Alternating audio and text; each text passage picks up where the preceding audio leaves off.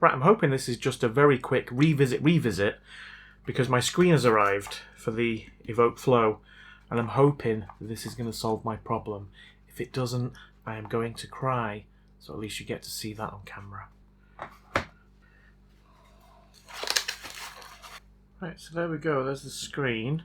It's also got a little board with it, which I'm confused.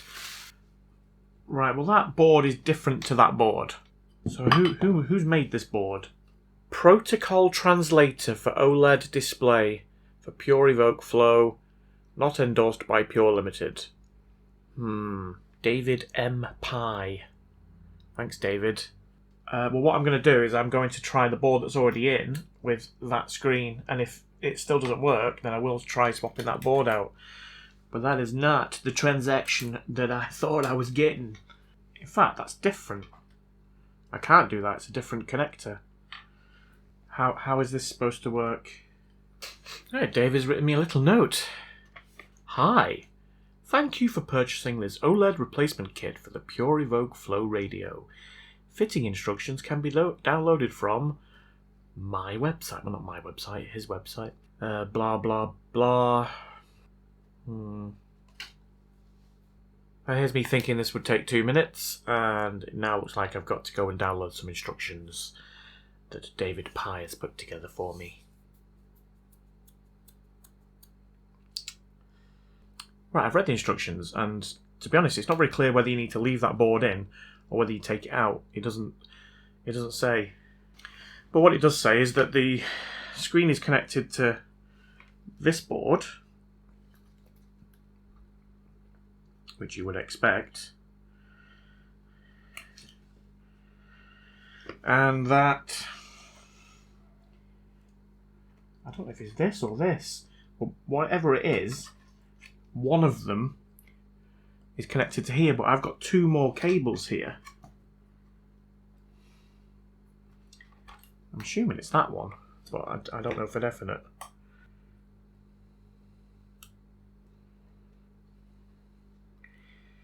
Yeah, I think that's right. And then I'm guessing whatever, you just leave that in there, I presume. But I don't know. Because maybe that's for the touch-sensitive buttons. But anyway, I'm going to plug that in and see if that screen comes to life. Right, let's plug it in. Come on. Yes! Oh, excellent. Now tuning. Station not available. Right, well, I'm guessing that's where it was before. Let's have a look at the front. Yes, we've got the green lights on. And yeah, it's doing all the things it was doing before, but still not playing any sound. Right, so I presume I'll be able to now tune it in and get it working. I'll put the screen... I need to put the screen in first, don't I? So let's do that. Oh, excellent. Oh, I'm made up with that. Well, still don't know if it works. Still haven't heard anything come out of it. I've swapped this front over for the other one because it was slightly... I think it had a dint in here, in the grill, so I've swapped that out. And this one will look a little bit better when it's all cleaned up, I think. Right, so I presume to get the screen out, we've got to take these 4 screws here. Yeah, and then we've got the screen inside there. So does that just pull out? Yes, it does. Okay. Oop, sugar. Sugar. I know how to swear, don't I? Right, so let's take off the protective coating. Nice. Well, let's pop that in. And then feed that through there. Excellent. Well, it looks right. Okay, and then I'm guessing that this board sits behind it there. Yeah, because it marries up with the 2 posts at the top. So, I presumably have to sort of concertina this. And then there was 2 screws, wasn't there, with David M. Pye's lovely little note. And these screws. Okay. Right. Now I just need to put these 2 cables back in, put it all back together. And I'm going to do that using the power of the second camera to talk to you and distract you whilst that happens. Right, I've put it back together, and I've been looking at this charge pack thing. I've not actually tested it yet. I'm going to save that to the end. what I wanted to try and do was to make my own charge pack. I don't know how safe that is. Probably not very. And remember, kids, whatever you see in this video, do not copy. But I've got these little... They're only 1000 milliamp power, but 3.7 volts, which is what this requires. And I've got a couple of them, and they will fit in there. I wonder whether I could run them in parallel, so that will give me 2000 milliamp hours. Is that how it works? And I've got the board from what's left over. You know, this is an amalgamation of two different ones. So I took the board out of the other one, and it's got a 3-pin connector here, which is odd. But 2 of them are connected together, and they go directly to the battery positive, and then this one here goes to the battery negative. So I can work out how to wire it up. I just need a 2-pin connector, I guess, that's going to fit in these two on this side, which is under... It's here. So I've got a 4-pin one that's already there. I wonder if there is a 2-pin one. Let me have a look. There is, that's attached to the old power board. Don't know whether it's going to fit, but we can try that. I think that will fit. It's just got a little bit of plastic here, so if I shave that off. Shaved. Yes, and that does now fit. Excellent. So I'm going to unsolder it from there, or desolder it, whatever the word is, and I'm going to connect it to my batteries in parallel. Or something. I completely forgot to shout out my Holy Hand Grenade patrons. I'm really, really sorry, so I'm going to try and squeeze it into this little bit here. Tidder and Taylor Helton, thank you so much for your support, guys, and everyone else who supports me on Patreon. Excellent. Right, so I suppose the other thing I need to do is I need to cut back these wires, and these need to be now, well, basically just joined together, don't they? It does look like the battery management is on the main circuit board. I'm pretty sure it is, so I don't need to worry about them exploding. Do I?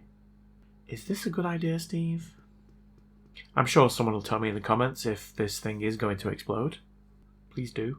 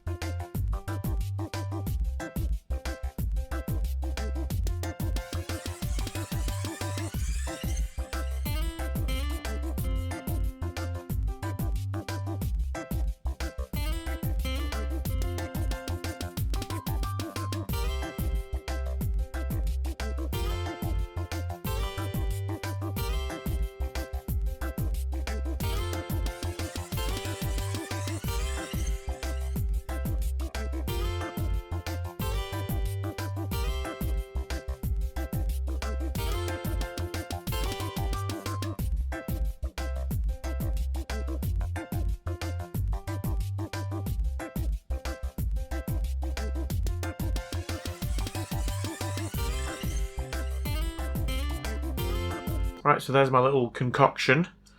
So we've got two 3.7 volts, and they'll be operating at 2000 milliamp hours, which is less than the original one. I think it was, I don't know if it was 4000, but I figure it's still going to work. It obviously just won't last as long. The voltage and everything is still the same. So let's, I'm a bit nervous, but let's plug this in. And let's see what happens.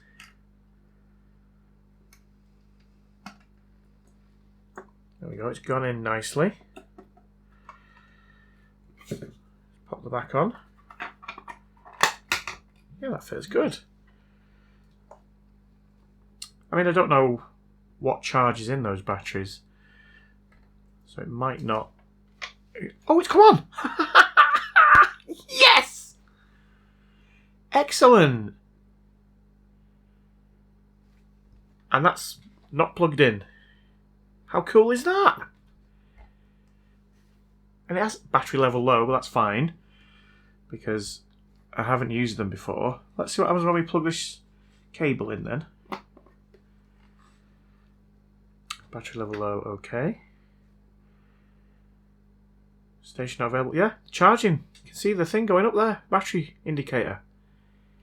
Excellent. I didn't get any signal in here with the other one, so I'm going to have to take it into my dirty kitchen again. So I'll do that. I just need to give this a bit of a clean, which I will do.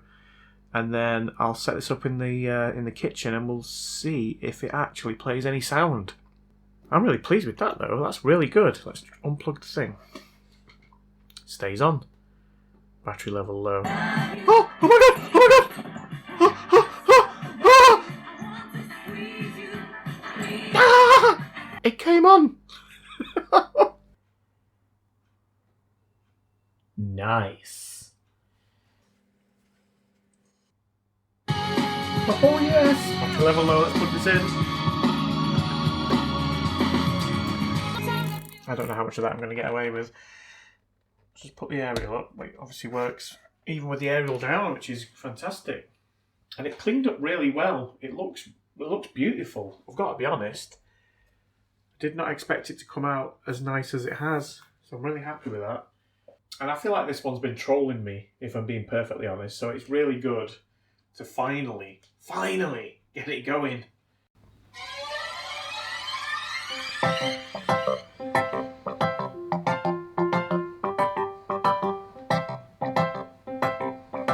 You know what? It sounds really good.